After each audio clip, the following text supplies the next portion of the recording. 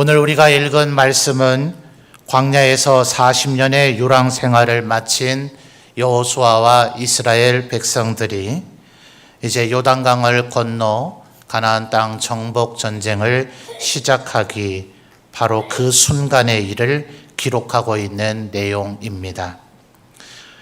이스라엘 백성들이 요단강을 건너야 할 때에 요단강의 형편이 어떠했는가? 15절 말씀을 우리 성도님들 한번 읽어볼까요? 15절입니다. 읽어주세요. 시작. 아멘. 거기까지만 보죠. 요즘은 세상이 많이 인터넷이다, 또 영상 매체들이 많이 발달을 해서 아마 성도님들도 가정에서 TV나 여러 매체들을 통해서 이스라엘의 여러 광경들을 보신 적이 있을 겁니다. 아마도 이 자리쯤이 예수님이 세례받으신 자리일 것 같다라고 여겨지는 자리들이 있어서 그런 곳을 카메라로 이렇게 비치는 그런 프로들도 몇 번 있었습니다.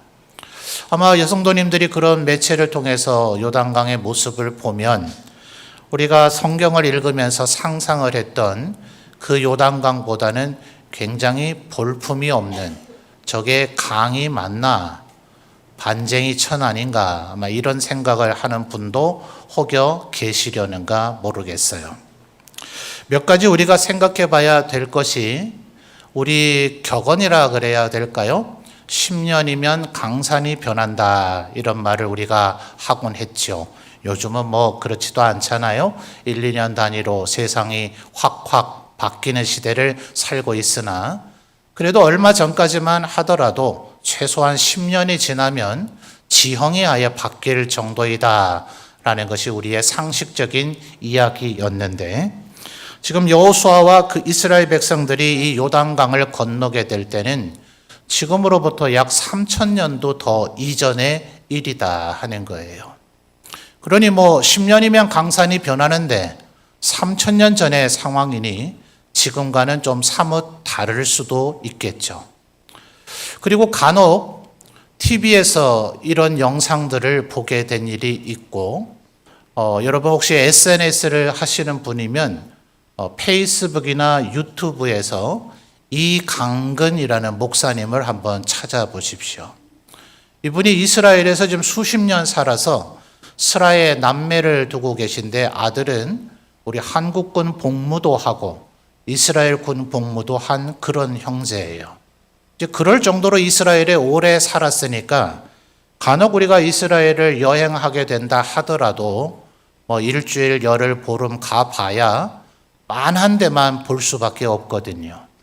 근데 이분은 수십 년째 이스라엘에서 아예 살고 있으니까 그런 관광 가이드들이 안내해 가지 않는 그런 지역들도 본인이 직접 그쪽에 여러 사람들과 함께 여행도 가고, 거기 가서 아예 드론도 띄우고 이래가지고 영상과 사진을 학자들도 연구해서 목회자들이 참고할 만한 그런 책자들을 만들어내기도 하는데 많이 비싸요. 근데 요즘은 시대가 좋아져서 이런 인터넷만 잘 부지런히 살펴도 마치 이스라엘을 직접 가본 것 같은 많은 사진과 영상을 봐서 성경을 훨씬 입체적으로 이해할 수가 있습니다.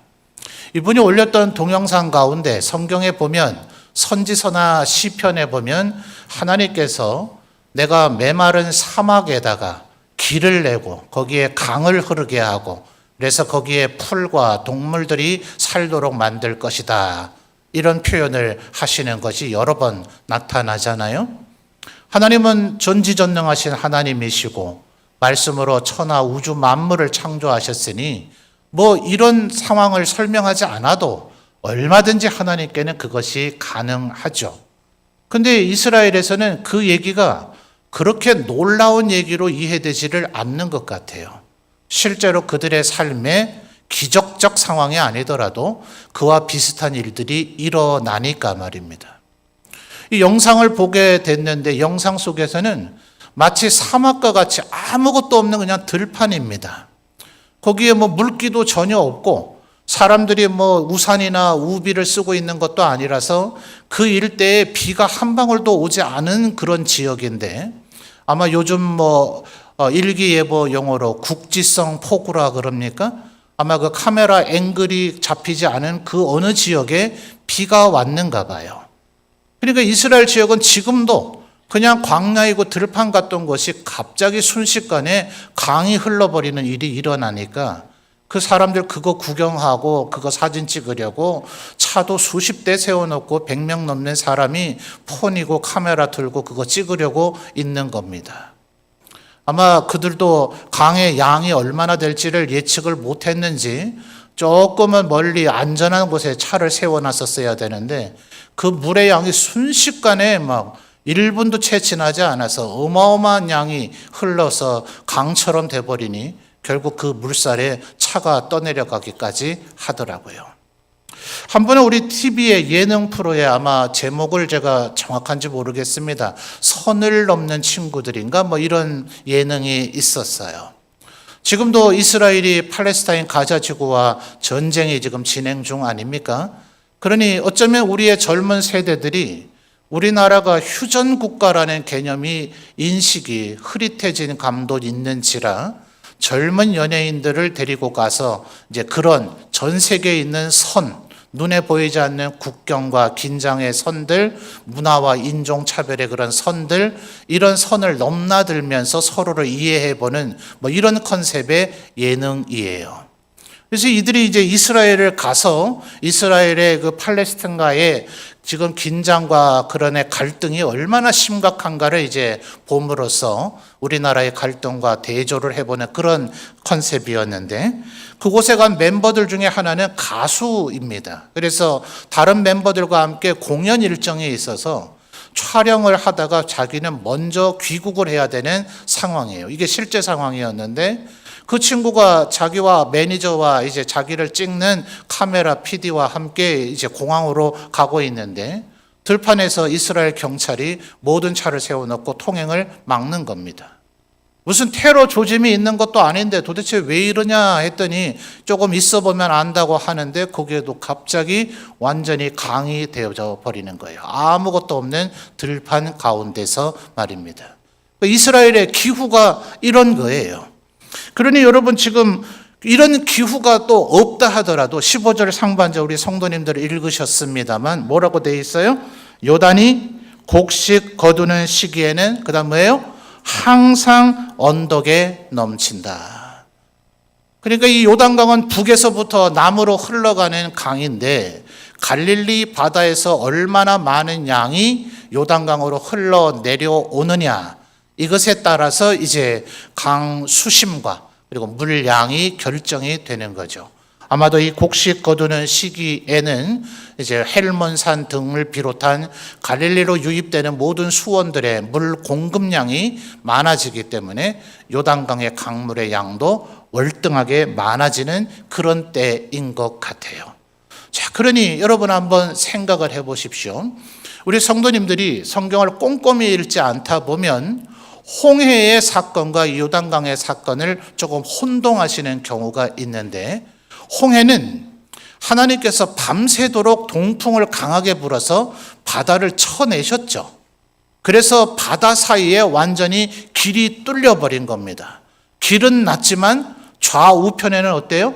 바닷물이 그대로 쌓여 있는 형태가 되는 거예요. 그래서 전통적으로 2000년 동안 도대체 모세가 건넜던 그 지점이 어디일까? 전통적으로 생각되고 추측되는 지점이 있었는가 하면 지난 20세기의 고고학의 발굴을 통해서 아마 이 자리일 수도 있겠다라고 새롭게 제시된 지역도 있기는 합니다. 그런데 어느 지역이든지 간에 바닥으로 건너가야 될 테니까 최대 깊은 수심이 결국 바닷물의 장벽의 높이가 될 거 아니에요? 우리의 고층 아파트보다 더 높은 바닷물의 장벽을 좌우에 둔 채로 그 사이를 마치 뻥 뚫린 천정이 없는 터널과 같은 곳을 통과해서 걸어간 겁니다. 자, 이것만 해도 어마어마한 믿음이긴 하죠. 그런데 요단강을 건널 때는 그렇게 터널이 뚫린 형태가 아니에요. 여러분 16절을 다시 한번 읽어볼까요? 16절입니다. 읽어주세요. 시작.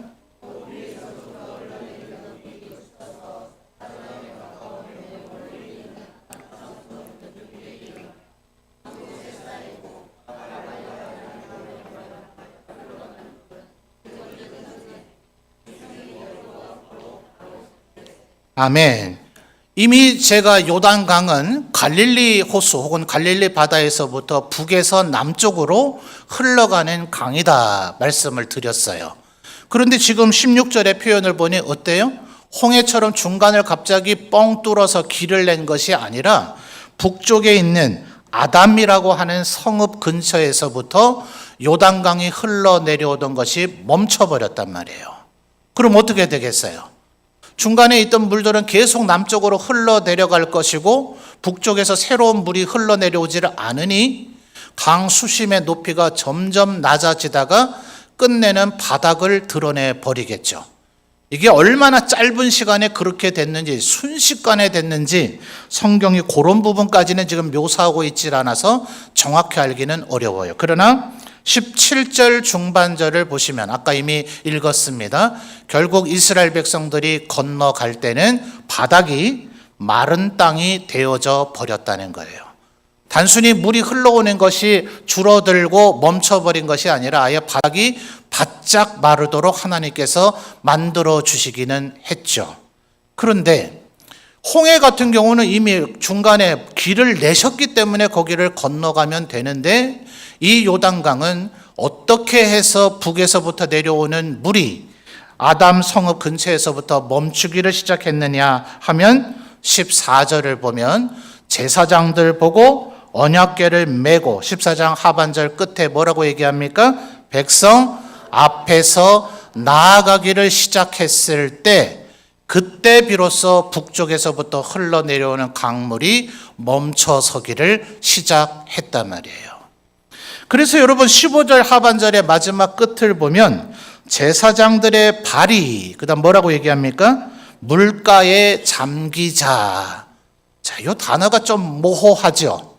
그래서 어떤 역보는 제사장들의 발이 워터스 엣지 이랬어요.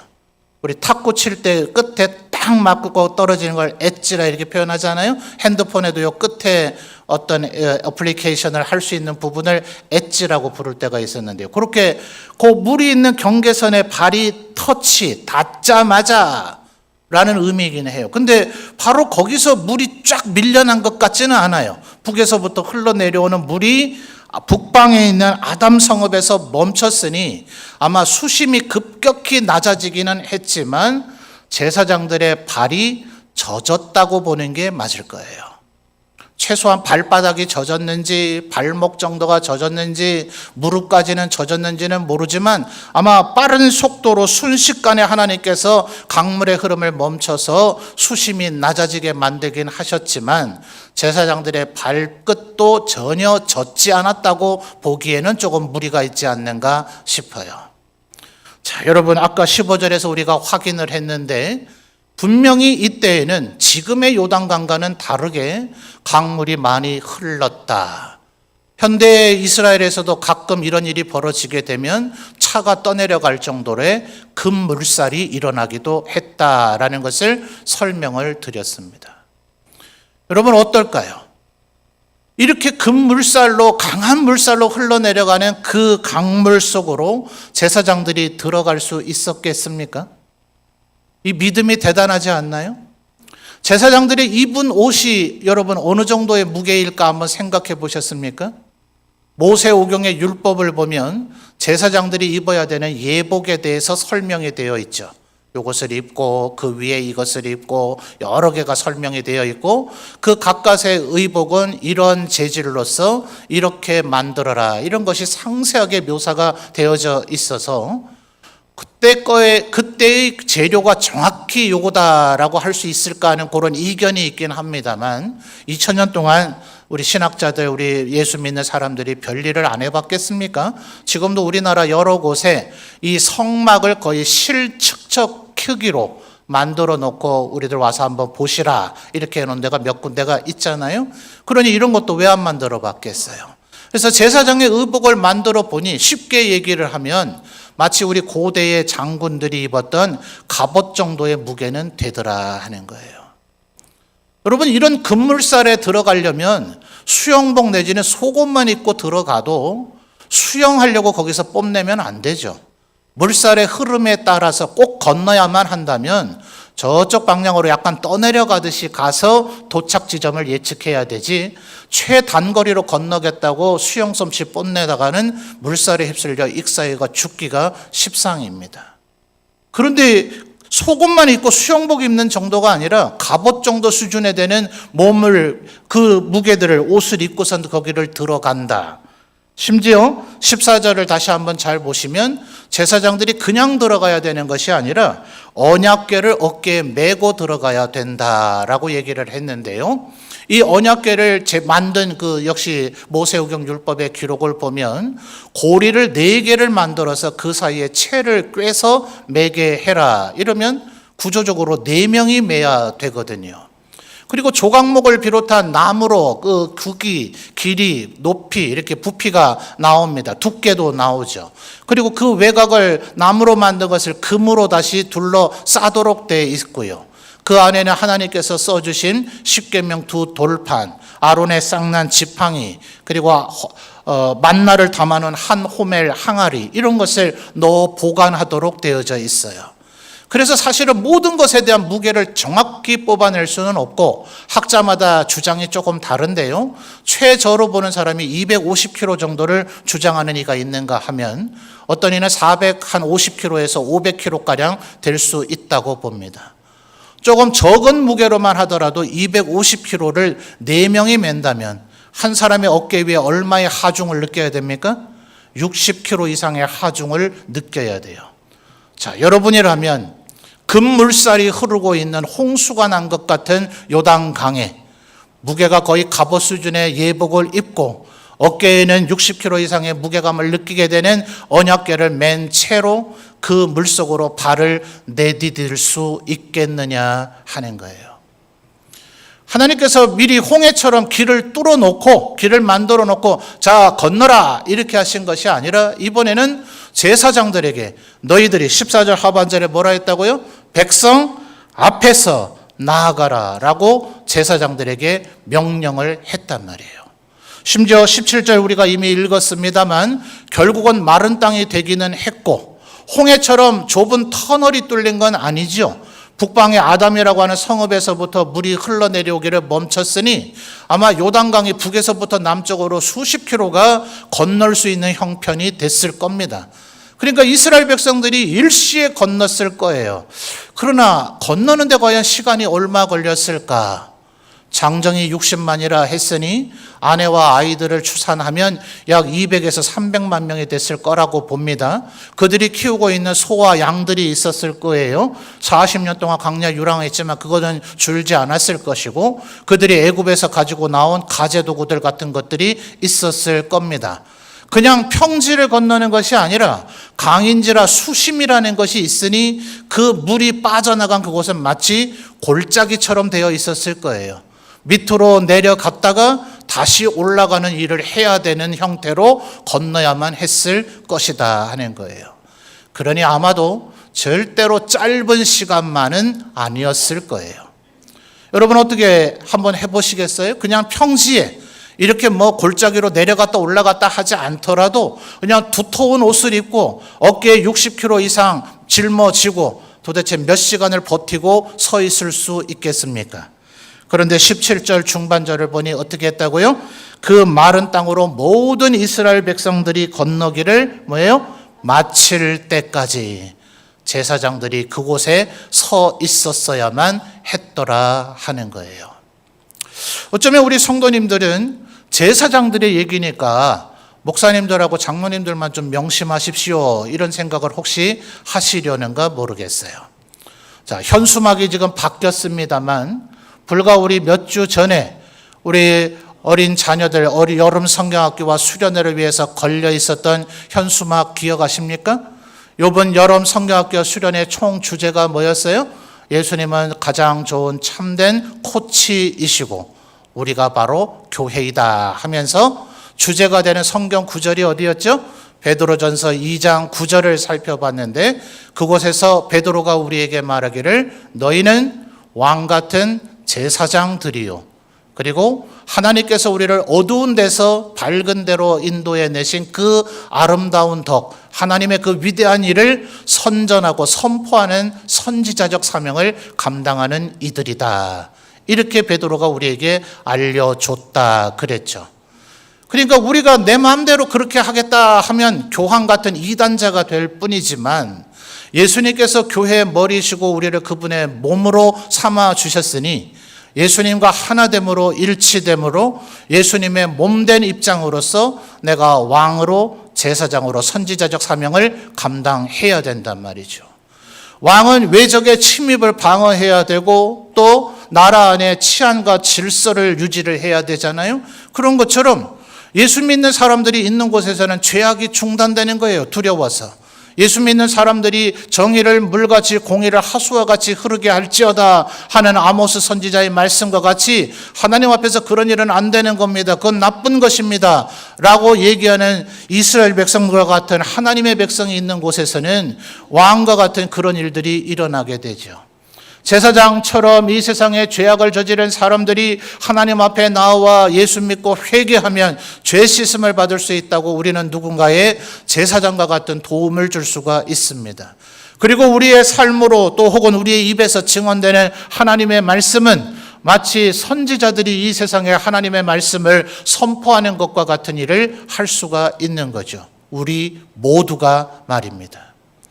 그러니 바로 이것은 우리들 가운데 극소수의 그 어떤 사람만을 두고 하는 얘기가 아니라 우리가 이 세상 모두를 향해서 제사장과 같은 역할을 해야 된단 말이에요.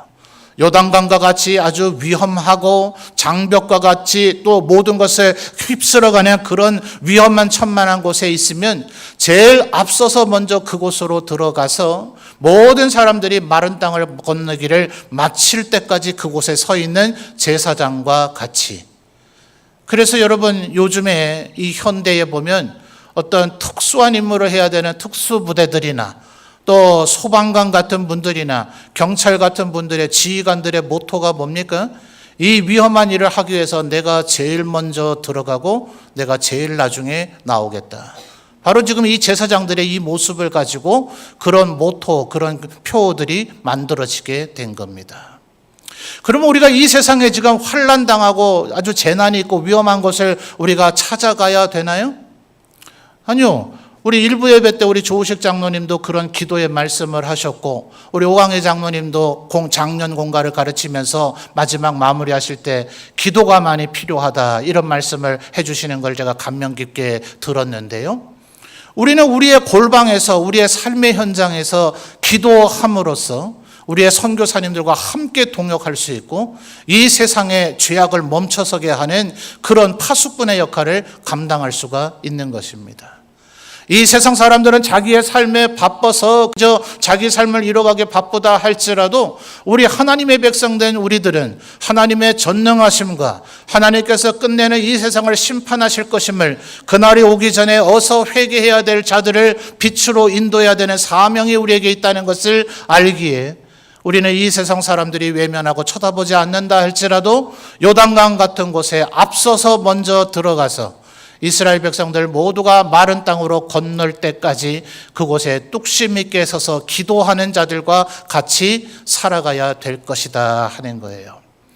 여러분 창세기에 보면 하나님께서 소돔과 고모라를 멸망시키는 내용이 나오죠. 하나님께서 친히 천사 2명과 대동해서 아브라함을 찾아오셨습니다.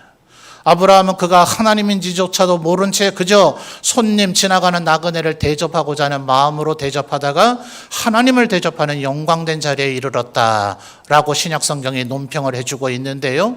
식사를 마치고 나서 2명의 천사는 이제 소돔 고모라의 심판을 집행하러 갑니다. 그러니 그곳에 남아 계신 하나님께서 아브라함에게 내가 하고자 하는 일을 아브라함 너에게 감출 수 있겠느냐? 지금 2명의 천사는 소돔 고모라를 멸하러 갔다고 알려주시자 아브라함이 무엇을 했던 걸 기억하십니까? 그는 즉시 기도하기 시작합니다. 하나님 만약 소돔 고모라의 의인 50명이 있다면 그래도 심판하시겠습니까? 45명이 있다면 그래도 심판하시겠습니까?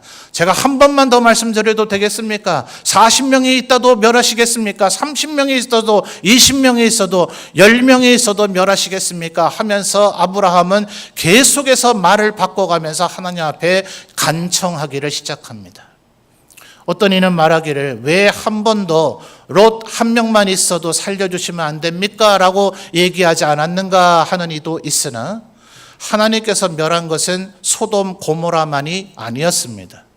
원래는 소돔 고모라, 아드마, 스보임, 소알 5개의 도시가 심판의 대상이었는데 롯과 그의 가족들이 하도 두려워하니 소알이 면제됐을 뿐 원래는 5개의 도시가 심판의 대상이었습니다. 10명이라 하는 것은 한 도시당 2명, 최소한의 숫자. 의인 2명이 없는 그곳은 의인이 있다라고 인정될 수가 없는 최소한의 수치를 아브라함이 마지막까지 기도했던 것입니다. 그러므로 의인이 없어지자 소돔, 고모라, 아드마, 스보임은 결국 하나님의 심판을 면할 길이 없었다는 거죠. 우리가 익숙하게 알고 있는 내용입니다. 그런데 대구에서 목회하는 제 신대원 동기가 언젠가 한번 이 본문을 가지고 설교를 할 때에 그분이 정한 설교 제목이 제게 강렬한 울림을 주더라고요. 우리 친구 목사님이 뭐라고 제목을 정했는가? 기도 끝, 심판 시작. 아브라함의 기도가 끝나자 하나님의 소돔 고모라에 대한 심판이 시작됐더라 하는 것입니다.